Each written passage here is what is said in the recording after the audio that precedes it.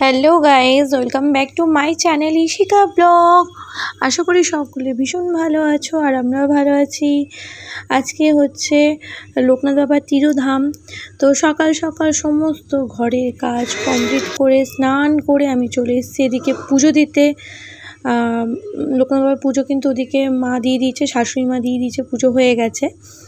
আর ওপরে গুরুদেবের যে পুজোটা সেটা আমি দেব। তো যা যা লাগবে পুজোর জন্য তো সমস্ত নিয়ে আমি ঝুড়িতে করে নিয়ে ওপরে চলে এসেছি।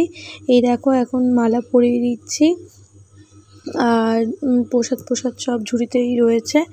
মামামকে ঘুম থেকে তোলা হয়েছে, আজকে তো রবিবার, মামামের আবার ড্রয়িং ক্লাস রয়েছে, তো সেই জন্য ওকে ঘুম থেকে তুলেও দিয়েছি। ওর বাবা ওকে ব্রাশ ট্রাশ করিয়ে দিচ্ছে আর আমি এখন দেখো ঠাকুরের পুজো দিচ্ছি। এখন বাজে 10:30 মতো। মামামকে নিয়ে 11টার সময় আমি চলে যাব ড্রয়িং ক্লাসে। তো তার আগে এই সমস্ত পুজো, তারপর হচ্ছে খাওয়া দাওয়া, মানে সকালে ব্রেকফাস্ট কমপ্লিট করে রেডি হয়ে বেরোবো। তো এই দেখো আমি মালা পরিয়ে দিয়েছি আর এখন প্রসাদ দিয়ে দিলাম।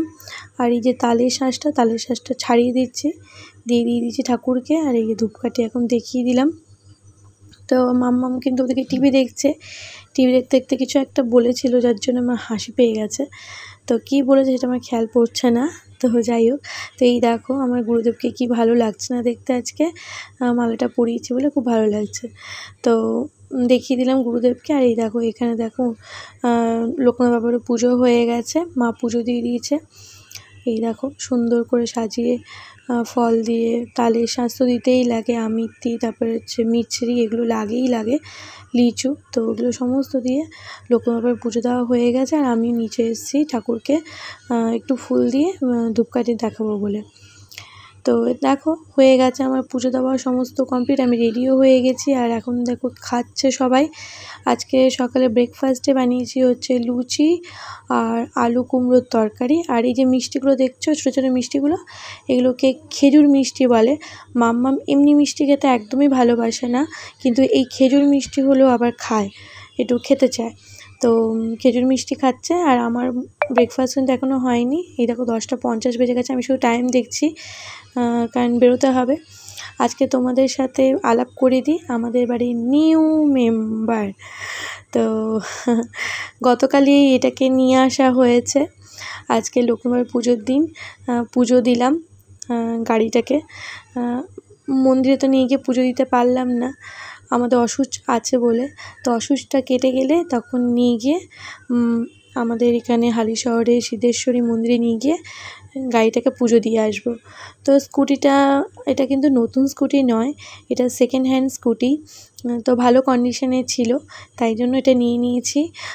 মাম্মামের স্কুলে যাতায়াত করা, তারপরে হচ্ছে এখন তো পড়া শুরু হচ্ছে, আস্তে আস্তে বড়ো হবে, পড়ার চাপটা আরও বাড়বে, তো তখন আমার খুব দরকার পড়বে। তো সেই চিন্তা ভাবনা করে তো বর বললো তাহলে স্কুটিটা কমের মধ্যেও রয়েছে আর ভালো কন্ডিশন আছে, তাহলে নিয়ে নিই। তাহলে ঠিক আছে।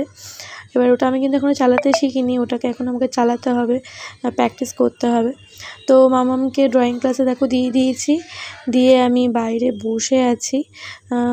আজকে এটা কেমন একটা গরমটা বলবো, ভ্যাপসা গরম রয়েছে, খুব একটা গরম, মানে খুব একটা রোদ নেই, কিন্তু গরমটা আছে। দেখো আকাশটা আবার একটু মেঘলা করেছে, কিন্তু গরম যাচ্ছে না, গরম রয়েছে। এদিকে হয়ে গেছে মাম্মামের ড্রয়িং ক্লাস।